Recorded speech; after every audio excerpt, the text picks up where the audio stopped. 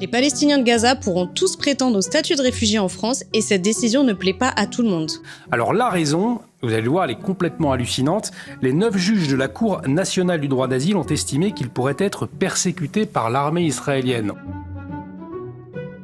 On va peut-être rappeler tout de même le mode opératoire de l'armée israélienne concernant les populations civiles. Alors le mode opératoire de l'armée israélienne, on peut le répéter pour la 10e fois. Ils envoient des SMS pour dire attention, on attaque là. Ils envoient des prospectus pour dire attention, on attaque là. Moi j'ai simplement une question. Est-ce que les Ukrainiens sont accueillis en Arabie Saoudite ?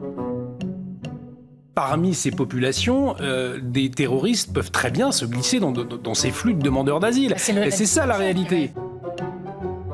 Important de savoir quand des Palestiniens et des Gazaouis arrivent dans nos territoires, avec quelle idéologie ils arrivent. Ça, est-ce qu'il y a un contrôle d'idéologie? Ça, je ne sais pas.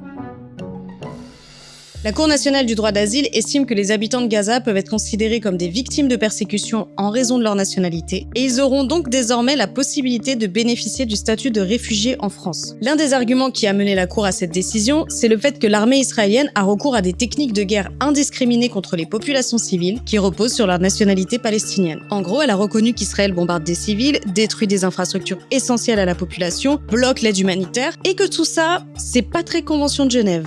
C'est donc une reconnaissance de la persécution subie par ces populations et une condamnation implicite des méthodes de guerre israéliennes par une juridiction française. Alors forcément, ça pique un peu du côté des soutiens inconditionnels du génocide.